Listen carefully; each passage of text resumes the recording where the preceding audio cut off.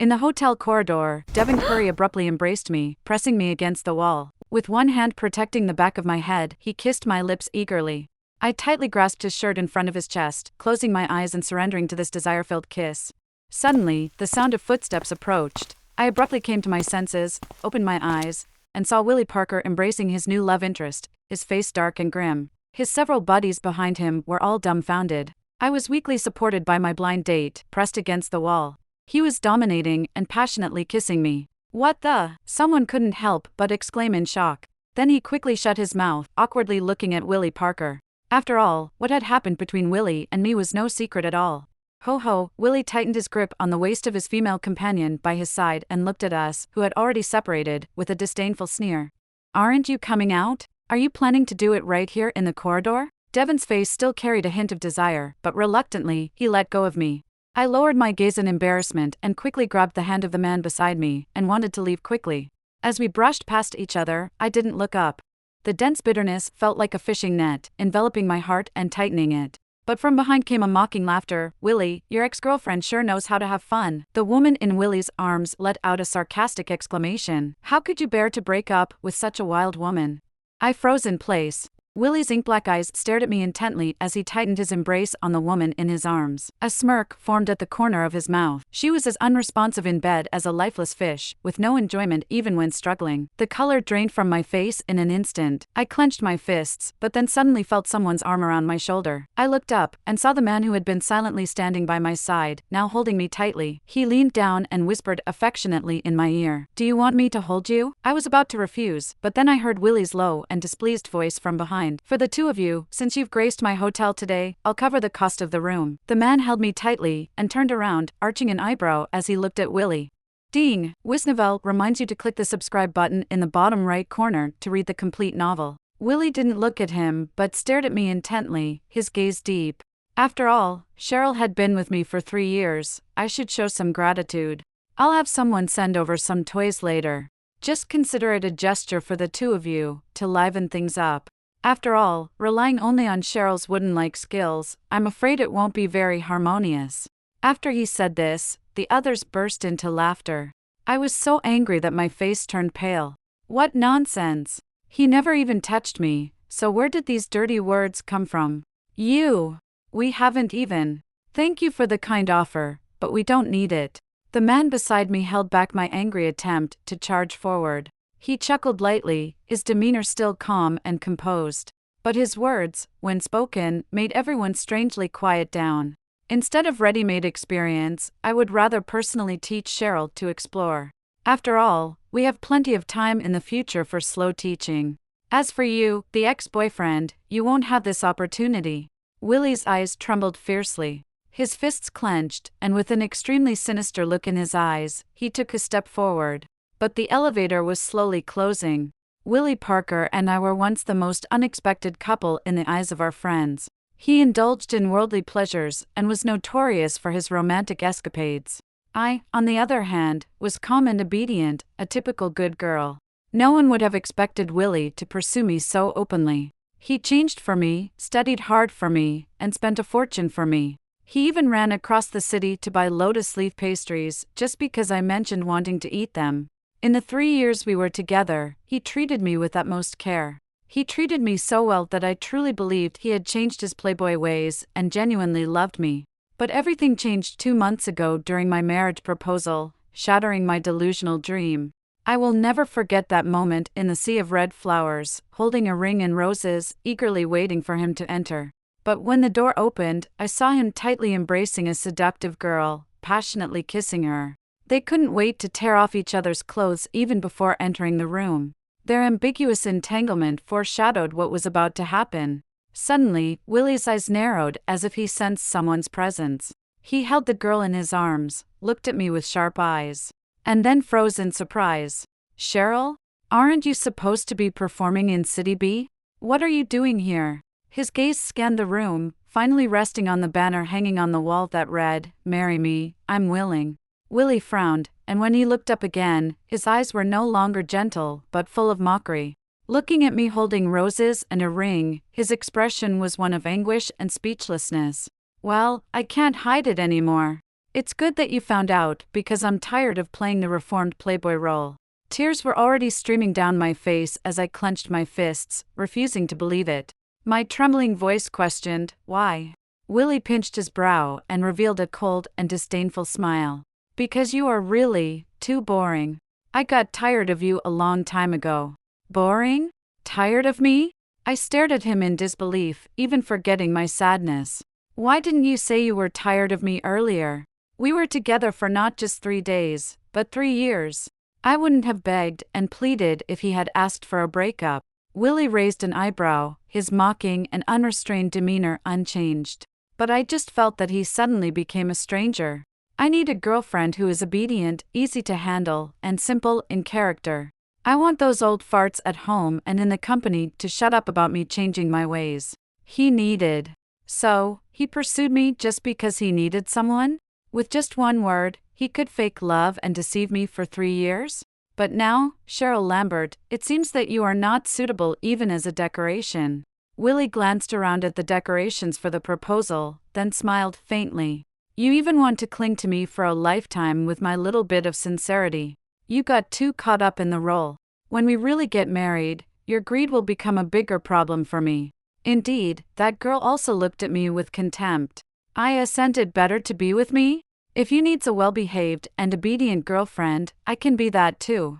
I guarantee I'll be more interesting and exciting than some people. Congratulations to you for regaining your freedom openly. After saying that, she tiptoed and gently kissed Willie. Willie paused for a moment, glanced at me with an inexplicable meaning, and then deepened the kiss. In the silent room, all that remained was the sound of their lips intertwining. I laughed through my tears. I remembered the words my best friend had advised me. A playboy may change his ways, but never believe that he will change for you. What I fear most is that he will only be momentarily interested, while you give him your whole heart. By then, you will truly be defeated, Cheryl. Yes, he was momentarily interested, and I was completely defeated. I dared to foolishly dream of a lifetime with him, forgetting that for a playboy, there is no lifetime. My face was still as red as a monkey's, but even when Devin swiped his card and took me into the room. That scene just now. There wasn't a single dirty word in Devin's words, but there was a hint of taboo in every sentence. This person. During the blind date, he was so refined and elegant, like a gentle breeze and a clear moon. How could he? The bathroom door was pulled open. A man with wet hair walked out, looking somewhat disheveled.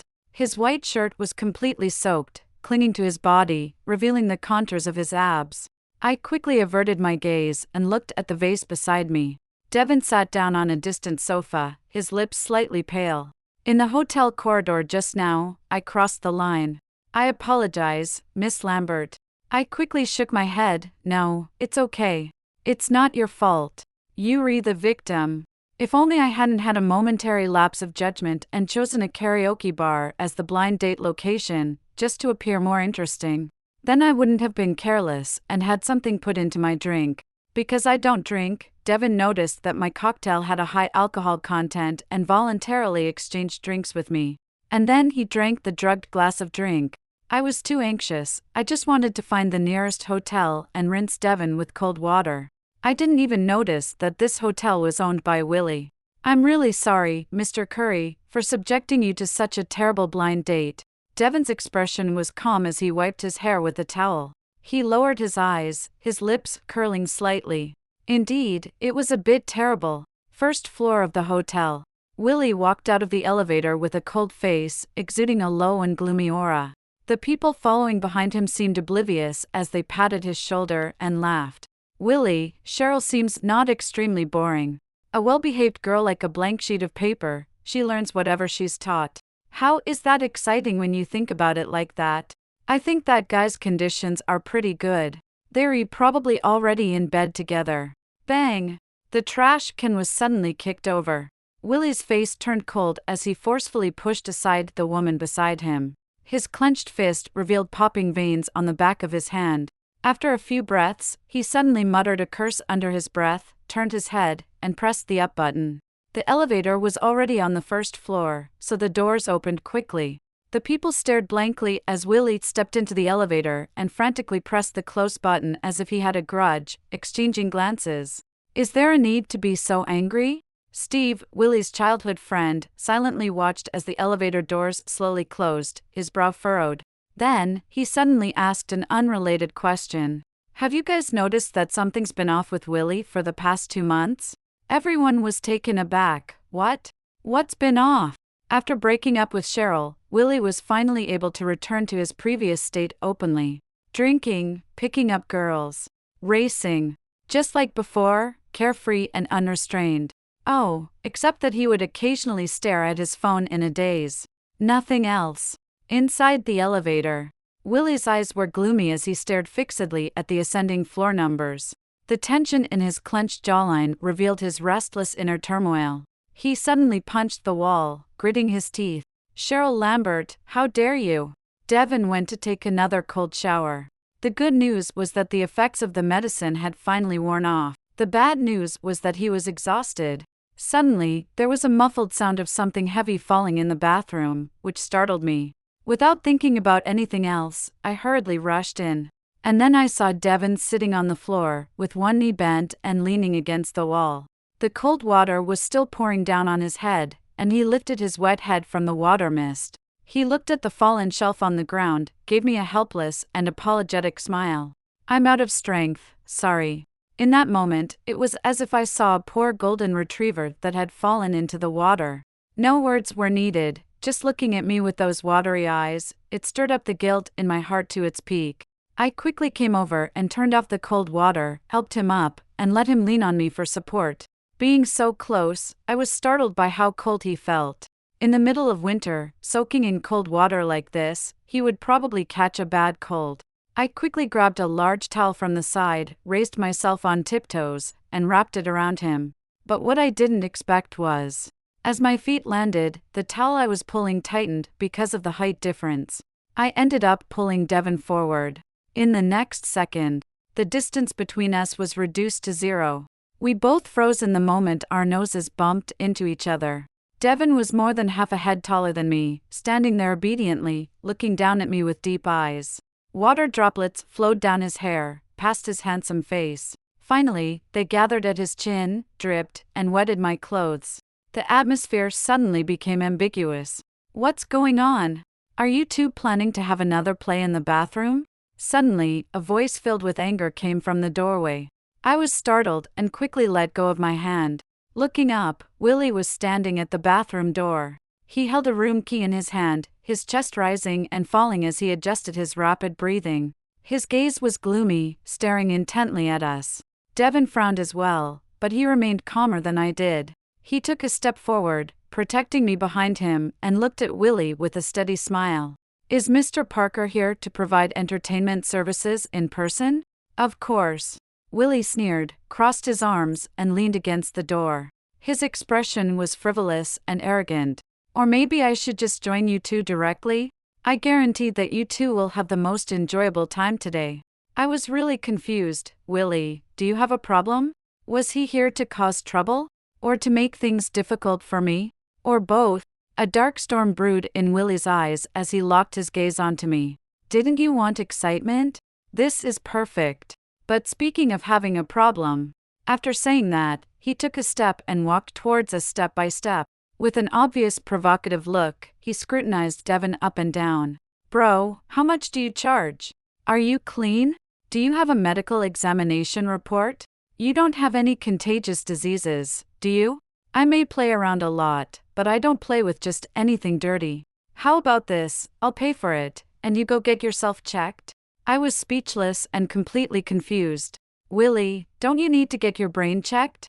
Wasn't it enough for him to mock me in the hotel corridor just now? Now he's following us to the room to take a jab at Devin? What did he take Devin for? With this attitude, it's as if I cheated on him. But Devin just smiled calmly and spoke in a calm tone. It seems that Mr. Parker has misunderstood my profession. Let me introduce myself. I'm Devin Curry, the CEO of Curry Group, personally selected by Miss Lambert's grandmother for a blind date. Devin's words sounded strange at first, but in fact, they had a deep meaning.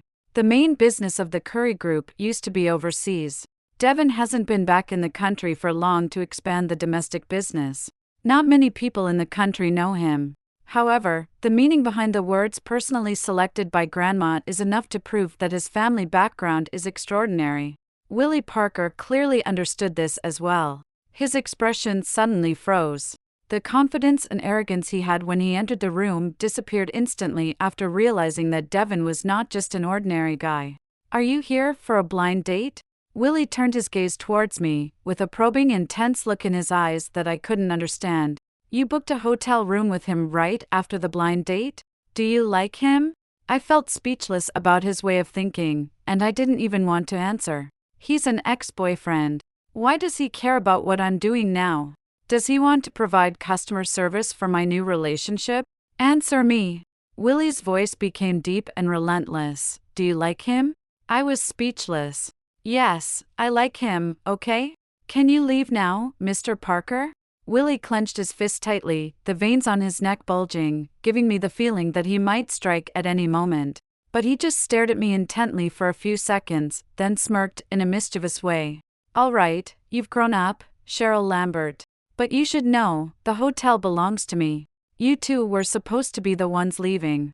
After saying that, Willie tilted his head and hooked his lips at me in a wicked manner. It was obvious. He was serious. His insolence made me furious. So much so that I overlooked it. The dark storm brewing in his eyes. Devin Curry was still feeling weak and couldn't drive. His assistant came to pick him up. Feeling guilty, I escorted him to the car and waved goodbye with great solemnity. "Mr. Curry, I'm so sorry, and goodbye." Devin leaned on the back of the chair, tilted his head and smiled at me. His voice was gentle and solemn. "Miss Lambert, goodbye. This goodbye probably means we'll never see each other again." I really didn't expect this blind date to turn out so badly. Getting kicked out by an ex-boyfriend after booking a hotel room. It truly is a first in the world. Feeling frustrated, I sighed and looked down to find Devin's chat window, hesitating as I typed a few words. "Mr. Curry, today Sorry? I feel like I've said sorry too many times today, and I can't bring myself to say it anymore. Never mind, let it just go with the flow and contact each other if fate allows." Letting out a long sigh, I prepared to leave the underground parking lot and go to the first floor to hail a taxi home. But as I turned around and looked up, I suddenly saw someone standing not far behind me, not knowing when they had appeared. Startled, my fingers trembled, my whole body shuddered, and I let out a scream. With a stern face, Willie quickly walked up, grabbed my wrist, and pressed me against the nearby wall. Then, he bent down and forcefully kissed my lips, silencing my scream. With both hands firmly restrained, I struggled helplessly and could only bite his lips hard. The taste of blood spread instantly. And Willie winced in pain, finally giving up on kissing me. But he didn't let go of me, his arms still firmly trapping me. Ignoring the blood on his lips, he lowered his head and looked into my eyes with a low and domineering voice. "Did you enjoy kissing him? Was it exciting? Is his kissing technique better than mine? Better than kissing me?" I was filled with anger, turned my head away, and refused to look at him, remaining silent. However, Willie lowered his gaze and chuckled lightly, the blood on the corners of his lips smearing. It added a dangerous and seductive touch to his meticulously crafted features. "Weren't you the one who said you loved me so much? It hasn't been that long since we broke up, and you're already booking hotel rooms with someone else?" I furrowed my brows, anger and coldness filling my eyes. "What does it have to do with you?" Willie raised an eyebrow, using his thumb to wipe away the bloodstain on his lip. His voice carried a smile, but it was chillingly sinister. I felt like he was about to tear me apart in the next second. "We've had some history together. Can't I show some concern? Well, can't you speak nicely to me?" I was speechless with anger. What kind of relationship do we have that allows for polite conversation? From the moment we met, he had been sarcastic and hurtful, poking at people's hearts. It was him, not me. My upbringing couldn't suppress my anger anymore, and I clenched my fist. "Concern? If you care so much about me, aren't you afraid that I'll become greedy and cling to you?" Willie paused for a moment, his expression slightly stunned. Then he raised an eyebrow and smiled. "What? Are you playing hard to get? Have you already come to your senses?" Come to my senses about what? In an instant, it all became clear to me. So he thought that I regretted, compromised, and come to my senses? That I no longer dared to think about marrying him and binding him with love? That's why I purposely found someone to book a room in his hotel, playing hard to get, hoping for reconciliation? Did he think he was the king of the world and that he was so precious to me? I chuckled in anger. Willie, you should take the time to check your brain. Narcissism is also an illness that needs to be treated. Willie paused for a moment, seemingly surprised by my retort. Then his brows furrowed tightly. Cheryl, the charm of playing hard to get becomes boring once it becomes too predictable. Wasn't it always boring with me? Willie, go ahead and enjoy your freedom in the spotlight. The play of the reformed playboy has long since ended. After speaking, I looked at Willie with coldness and disgust and turned around and left without looking back. And behind me, Willie stared at my disappearing figure.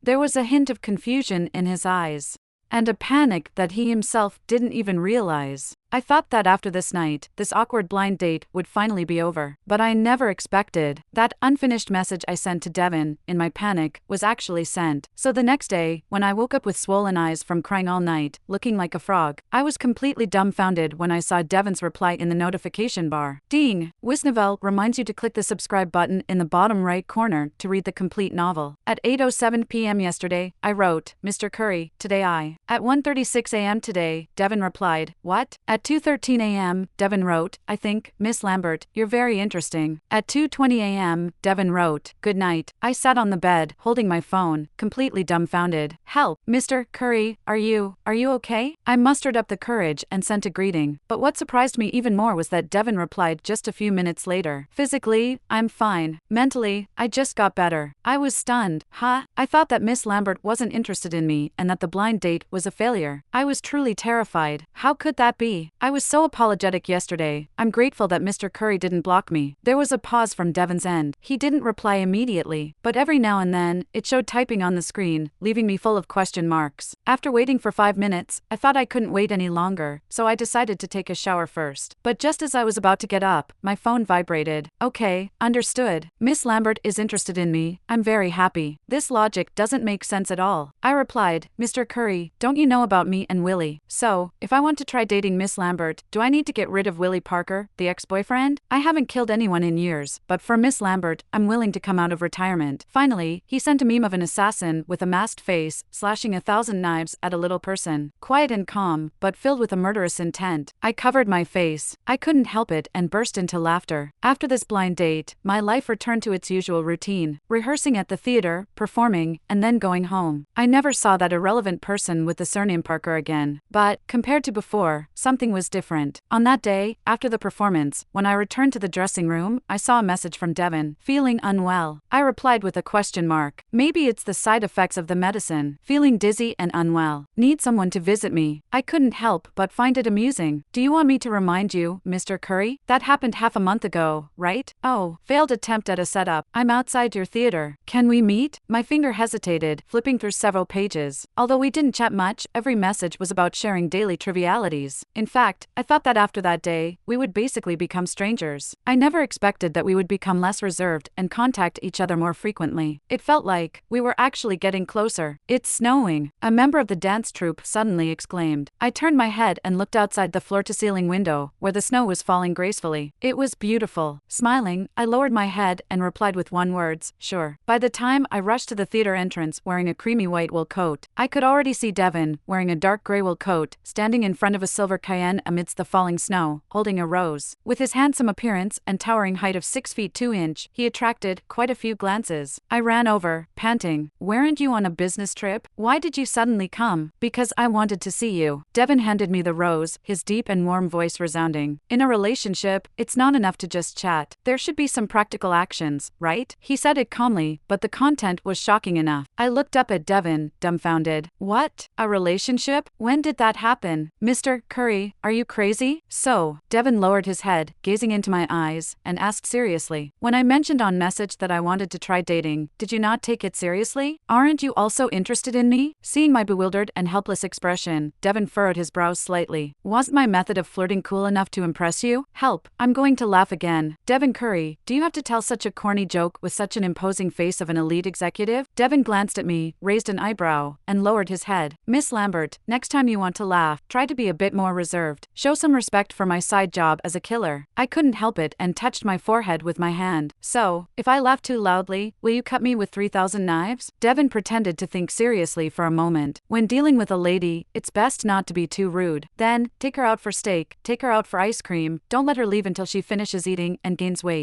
Revenge, by making her fat. How does that sound to you? I laughed and tilted my head back as snowflakes danced and fell onto the rose's petals. They didn't melt. Sounds good, but what I didn't expect was that the photo of me and Devin at the theater entrance was taken by a journalist who came to interview the performance. It was even featured prominently in the press release for the show. The caption read, "Ballet goddess excels in both career and love." After the performance, her mysterious boyfriend surprises her with a visit. Speculations arise that he might be the influential figure of the Curry family.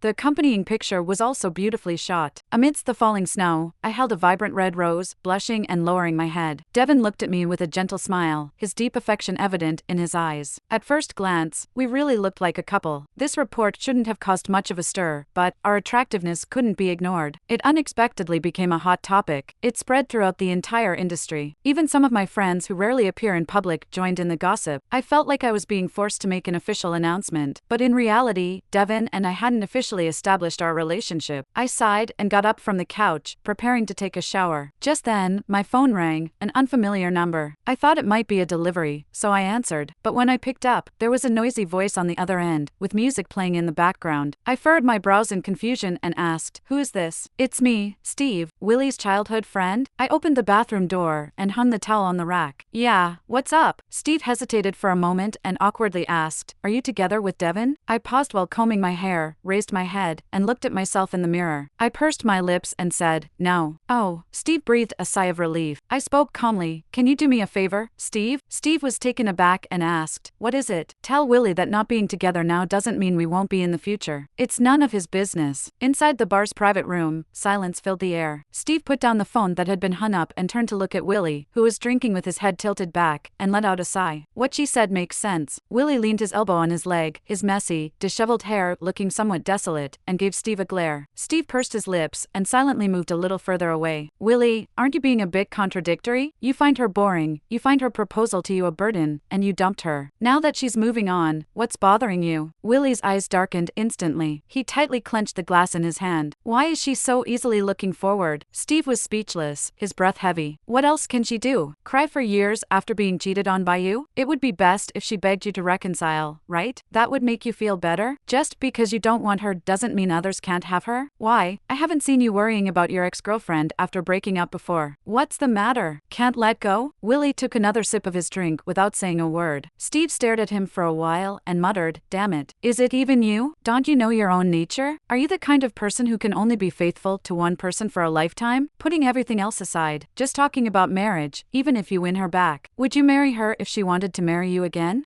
Willie took a deep breath. He stared at the clear yellow liquid in his glass, his eyes filled with confusion. Steve shook his head and sat back down, speaking earnestly. "Willie, I'm serious. Stop provoking her. I don't know if I caught a cold while taking a shower last night." The next morning, I felt a bit uncomfortable with dizziness and a stuffy nose, so I decided to take a day off from the theater troupe and went back to bed. But I didn't sleep for long before I was awakened by a phone call. It was Devin. "Why didn't you reply this morning? Are you busy?" In a hoarse voice, I replied, "No, I took a day off." Devin paused for a moment and asked, "Are you catching a cold?" "I'm not sure, maybe a little. I took some medicine and I'll go back to sleep," I said. After a moment's thought, I added, "It shouldn't be serious." There was silence on the other end of the phone. No one spoke for a while. I became more awake and asked, "What are you doing?" "Putting on a coat," he replied. "Are you going out?" "No, I'm coming to see you." I fully opened my eyes. I originally wanted to tell him not to come, but when I saw a glimpse of white outside the window through the curtains, I hesitated and said, "Okay." Devin seemed surprised. "You didn't refuse and told me not to come?" I sat up in bed and pressed the remote control for the curtains. The floor-length curtains opened to reveal the snowy scenery outside. "Because it's snowing," I replied. "Because I really feel a bit unwell." Devin paused for a moment and suddenly laughed. "To sum it up, you need me." It really snowed heavily today. It was still snowing when I woke up in the afternoon. After a nap, I felt much better. With nothing to do, I sat in the living room with my computer, watching ballet training videos. Devin, who had arrived arrived in the morning, sat quietly on the other side of the sofa, reading a book. For a moment, it felt like we were living together. But at the same time, a sense of loneliness crept in. Aren't you bored? I put down the computer and turned my head to look at him. Devin looked up, puzzled. Why would I feel bored? I mean, sitting here quietly and not doing anything. Don't you feel bored? I clarified. Actually, what I want to say is whether I am a boring person. To be honest, ever since the day I broke up, this word has been lingering in my mind. Although I didn't plan to rebel and do something drastic because of it. But it's like a needle, occasionally pricking at my heart. I started to wonder how to make life interesting. Are marriage and love just forms of confinement that eventually become tiresome? If it's boring, I'll find something to do on my own, Devin replied. Love doesn't always require two people to be doing something together. Devin smiled and tilted his head, his eyes shining. Most of the time, having you around is enough. Suddenly, the sky cleared up and sunlight poured into the room. I was stunned for a moment, and as I turned my head to look at the overly bright window, my eyes welled up with tears. That night, after a long time, I posted something on my social media. The caption read, "Ding, the common cold has been captured by Mr. Killer." The accompanying photo was of the clear sky and the floor-length window. What I didn't expect was that the next day, when I recovered from my illness and went downstairs, I ran into Willie. A blue Maserati was parked right at the entrance of the building, blocking 99% of the way. Neighbors gathered nearby in small groups, pointing and whispering, their faces filled with anger. But Willie's expression was truly grim, as if he was seeking revenge on someone. And judging by the car, it was clear that he was well off. So the neighbors dared not speak out in anger, and no one dared to approach him. Willie leaned against the car and gave me a cold sideways glance. Get in the car. All right. Finally, I understood why he had parked there. Ignoring the sharp gazes of the neighbors, I opened the back door of the car, but Willie suddenly slapped the door shut. He forcefully pushed me into the passenger seat. As the car door slammed shut, I heard him mutter under his breath, "Can I eat you in the passenger seat? You lunatic." During the morning rush hour, no one had any patience. Outside the car, the honking horns filled the air. Inside the car, I sat quietly in the passenger seat, closing my eyes and resting. Willie propped his arm against the car window and tapped his fingers lightly on the steering wheel. After a while, he finally spoke. His voice was tense. "Are you feeling better from your cold?" I didn't open my eyes and didn't want to respond to him. Willie smiled bitterly and took a deep breath. "Is he taking good care of you?" I suddenly opened my eyes. "How do you know?" Squeak! The car suddenly came to a stop, and my body moved forward due to inertia, only to be pulled back by the seatbelt. Then I hit the back of the seat. Willie turned his head to look at me, his gaze seemingly calm, but I had a feeling that he was feeling wronged. "After enlarging the photo you posted last night, I saw another person's silhouette on the floor-to-ceiling window." "So what?" "Just because he saw a silhouette, he guessed it was Devin?" I furrowed my brows. Willie's chest heaved a few times, his voice suppressed. "You let him spend the night in your house? Are you two together?" My voice was cold. "It's none of your business." "I wish it wasn't." His tone rose, and suddenly Willie became emotional, slamming the steering wheel. He unlocked his phone and held it up in front of me. "Do you know what I was doing when you were with him?" I watched this over and over again. On the screen was a surveillance video. It showed Devin and me passionately kissing in the hotel corridor that day. The image was clear, showing Devin suddenly embracing me, pressing me against the wall. With one hand protecting the back of my head, he eagerly kissed my lips. Although the video had no sound, the visuals were hot enough to make my face burn. "You two kissed so passionately, I started feeling jealous of Devin Curry through the screen." Willie took a deep breath, his eyes slightly red. "Since we broke up, you've been stuck in my mind like a permanent fixture. I even dream about you. Even though I've gone back to my old life, I always feel that something is off. I always feel like something is missing, like a huge void. That day when you and him were in the hotel room, going up the elevator, for that 1 minute, all I could think was if you slept with him, I would tear you apart." He locked his phone and threw it onto the back seat. Willie grabbed my wrist and, with a tone that showed a hint of emotional compromise, spoke again. "I regret it, Cheryl. I can't stand the thought of you belonging to anyone else but me. Break up with him, and let's start over. Let's get married. I won't be unfaithful anymore. I'll only have you, okay? You don't have to do anything. As long as you're here, I'll be at peace. Cheryl, break up with him, please." I listened to every word Willie said, clearly understanding each one. But deep inside, I felt nothing but a cold calmness. This person has really gone too far. A heartless wanderer who can't commit, can't give a future, can't make promises. He sees marriage as a restraint and burden, claiming that he doesn't want to settle down. But in reality, he just wants to keep an escape route open at all times. Such a person, even in matters of love, is nothing but trouble. Why should his fleeting desires replace a lifetime of my sincerity? Willie, you're really disappointing. What makes you think that as long as you apologize and come back, I'll always be here for you? I'm tired of this play of a heartless wanderer. In a panic, Willie quickly reached out and grabbed my wrist, his expression urgent. "But we've been together for 3 years. How long have you known him? Cheryl, you can't possibly stop loving me, can you? You clearly love me me so much. You even proposed to me. After speaking, Willie seemed to remember something and hurriedly took out a red velvet box from his pocket. I furrowed my brows, already knowing what it was. As I suspected, the box contained a shiny diamond ring. Willie nervously looked at me, his expression unusually serious. His voice trembled even more. Cheryl, I'm making up for the proposal I owe you. It may be simpler than the last time you planned, but I can still make it up to you. Cheryl, give me a chance, okay? I glanced at the ring and slowly reached out my hand. Under Willie's expectant gaze, I closed the box with a click. No, I don't want to. As I reached for the door handle and before exerting force, I paused. After thinking for a moment, I looked up at Willie. Willie, I gave you my genuine heart. I used to truly, deeply love you, but you never had a genuine heart, and you never wanted mine. Times have changed, and when something is missed, it's missed. What you could have obtained without any effort back then, even if you beg your whole life, you can't get it back. Willie's eyes welled up with tears, completely red. He desperately tried to reach out and hug me, but I had already opened the door and walked away. My phone in my pocket had been vibrating since earlier. I took it out and saw the words Mr. Killer flashing on the screen, unable to hold back a smile. I raised my lips and smiled. Good morning, Mr. Killer. Willie, who had chased after me, suddenly stopped in his tracks. His eyes were filled with extreme pain and disbelief. Devin on the other end remained oblivious, only lightly chuckling. It seems that Miss Cheryl's note to me is quite cold and distant. I can change it, though. I raised an eyebrow at Willie. But you'll have to come pick me up first, because I need your help to get rid of an ex-boyfriend. There was a moment of silence on the phone. Then, the voice quickly turned cold. Right away. After hanging up the phone, I looked at Willie, whose face had turned pale, and smiled with a tilt of my head. Perhaps, if you really have feelings for me, the way you feel now, the way I saw you kissing that woman the day I proposed to you, it must be the same. How about it? Are you happy? That feeling of jealousy, of being unable to bear it, of sadness and powerlessness. That feeling of everything collapsing and despairing in an instant. Are you happy? Willie Parker, that wound from that day will always be between us. Even if you can make it up to me every day we're together, even if you can give me more sweetness, this fear of being betrayed and abandoned will always be in my heart. Because you can get tired of me at any time. When Willie first pursued me, he made promises and went all out to prove his sincerity to me. The playboy has changed. He was absolutely sincere to me. I believed it without hesitation. But what was the result? In less than 3 years, the lies unraveled, he grew tired, he started cheating. His promises, his repentance, were worthless. So, why should I believe that he will love me again? Willie clearly understood what I meant. He couldn't even look me in the eye, and his hands were trembling violently. After struggling to catch his breath for a few moments, his voice hoarse, he said, Cheryl, I'm sorry. We can't be together anymore, can we? I didn't answer, because he already knew it himself. The broken trust, no matter how much it's repaired, will always have cracks. When Devin arrived, Willie had already left. Well, not really. I could still see the shadow of his car on another street corner. Devin walked up to me, took my cold hand, and blew on it. So, Miss Lambert, did you get rid of my competitor on your own? I smiled, my eyes curved. Devin looked down at me, his brows lowered in disappointment. In that case, did I lose the chance for Miss Lambert to change my contact name? This guy, he's acting all pitiful and honest with his words, but he won't let go of my hand. Devin held my hand and walked to his car, opening the passenger door for me. Then, with a provocative gaze, he subtly looked towards the blue car at the street corner. Childish. I clicked my tongue and sat in the passenger seat. The car door closed, the engine started, and with one hand supporting my head against the window edge, I looked at the rearview mirror. That hint of blue gradually became smaller. Devin glanced at me while driving and asked, You really won't change it? I withdrew my gaze and smiled at him. For the sake of Mr. Curry coming all the way here, have some sympathy and change it. But what should I change it to? Boyfriend, maybe? Devin immediately raised an eyebrow, and there was a hint of satisfaction in his expression. That works. Let's go with that, and I'll strive to upgrade to husband within a year. Wow, the KPI task is challenging. I pursed my lips and stared ahead with a serious expression, but my ears quietly turned red. Let's see how you perform.